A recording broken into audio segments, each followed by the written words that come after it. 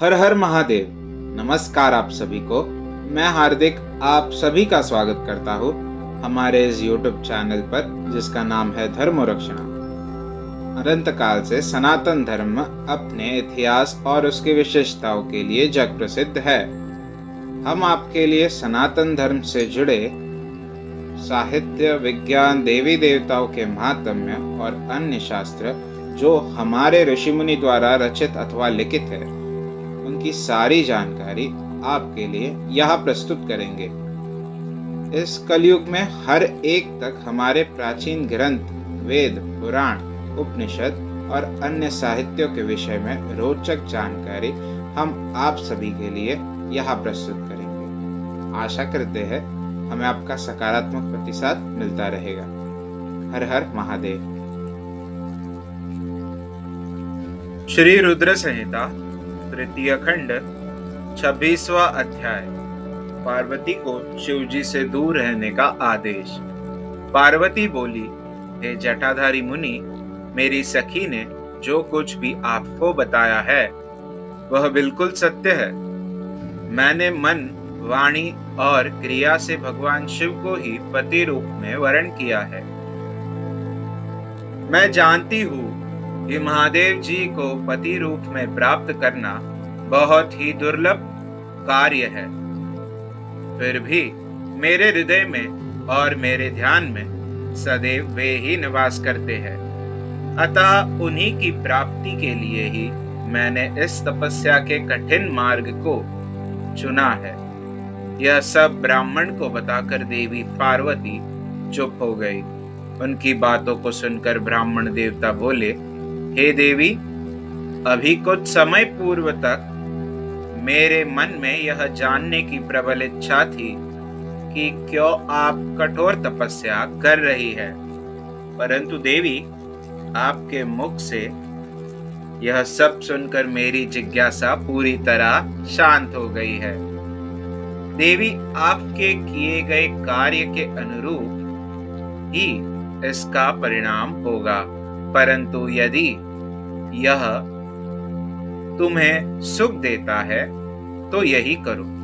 यह कहकर ब्राह्मण जैसे ही जाने के लिए उठे वैसे ही देवी पार्वती उन्हें प्रणाम करके बोली, हे विप्रवर, आप कहाँ जा रहे हैं? कृपया यहाँ कुछ देर और ठहरिए और मेरे हित की बात कहिए। देवी पार्वती के ये वचन सुनकर साधु का वेश धारण किए हुए भगवान शिव वही ठहर गए और बोले, हे देवी, यदि आप वाकई मुझे यहाँ रोककर मुझसे अपने हित की बात सुनना चाहती है तो मैं आपको अवश्य ही समझाऊंगा, जिससे आपको अपने हित का स्वयं ज्ञान हो जाएगा। देवी, मैं स्वयं भी महादेव जी का भक्त हूँ, इसलिए उन्हें अच्छे प्रकार से जानता हूँ। जिन भगवान शिव को आप अपना पति बनाना चाहती है वे प्रभु शिव शंकर सदैव अपने शरीर पर भस्म धारण किए रहते हैं। उनके सिर पर जटाएं हैं। शरीर पर वस्त्रों के स्थान पर वे बाघ की खाल पहनते हैं और चादर के स्थान पर वे हाथी की खाल ओढ़ते हैं। हाथ में भीख मांगने के लिए कटोरे के स्थान पर खोपड़ी का प्रयोग करते हैं। सांपों के अनेक झुंड उनके शरीर पर सदा लिपटे रहते हैं। जहर को वो पानी की भांति पीते हैं। उनके नेत्र लाल रंग के और अत्यंत डरावने लगते हैं। उनका जन्म कब, कहाँ और किससे हुआ यह आज तक भी कोई नहीं जानता। वे घर गृहस्थी के बंधनों से सदा ही दूर रहते हैं। उनकी 10 भुजाएं हैं।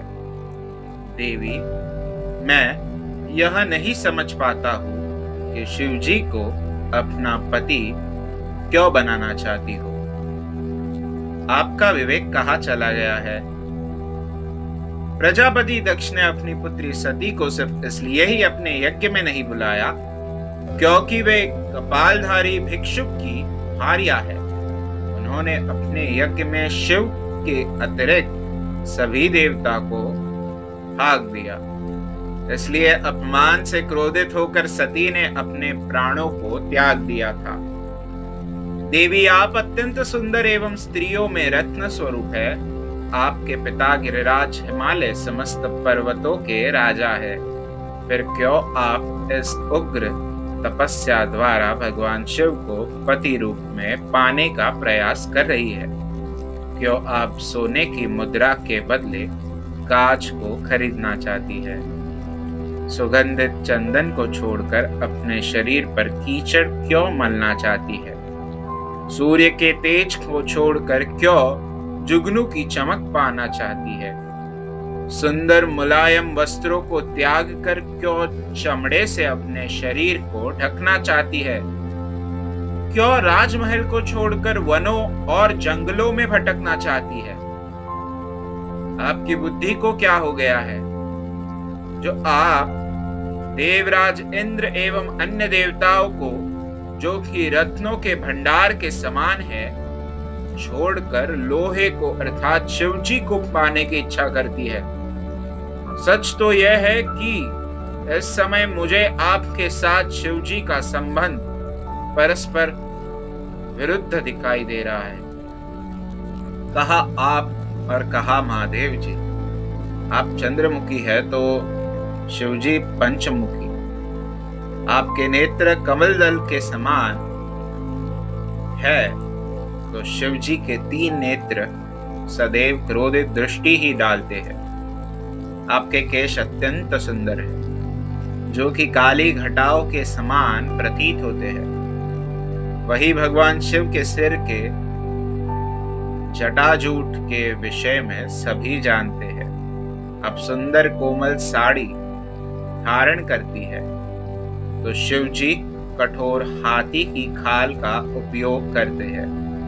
आप अपने शरीर पर चंदन का लेप करती है तो वे हमेशा अपने शरीर पर चिता की भस्म लगाए रखते हैं। आप अपनी शोभा बढ़ाने हेतु दिव्य आभूषण धारण करती है तो शिवजी के शरीर पर सदैव सर्प लिपटे रहते हैं। कहा मृदंग की मधुर ध्वनि, कहा डमरू की डमडम। देवी पार्वती, महादेव जी सदा भूतों की दी हुई बलि को स्वीकार करते हैं। उनका यह रूप इस योग्य नहीं है कि उन्हें अपना सर्वांग सौंपा जा सके। देवी, आप परम सुंदरी है। आपका यह अद्भुत और उत्तम रूप शिवजी के योग्य नहीं है। आप ही सोचे, यदि उनके पास धन होता तो क्या वे इस तरह नंगे रहते? सवारी के नाम पर उनके पास एक पुराना बैल है। कन्या के लिए योग्य वर ढूंढते समय वर की जिन जिन विशेषताओं और गुणों को देखा परखा जाता है, शिवजी में वह कोई भी गुण मौजूद नहीं है। और तो और आपके प्रिय कामदेव जी को भी उन्होंने अपनी क्रोधाग्नि से भस्म कर दिया था। साथ ही उस समय आपको छोड़कर चले जाना आपका अनादर करना ही था। हे देवी, उनकी जात पात ज्ञान और विद्या के बारे में सभी अनजान है। पिशाच ही उनके सहायक है।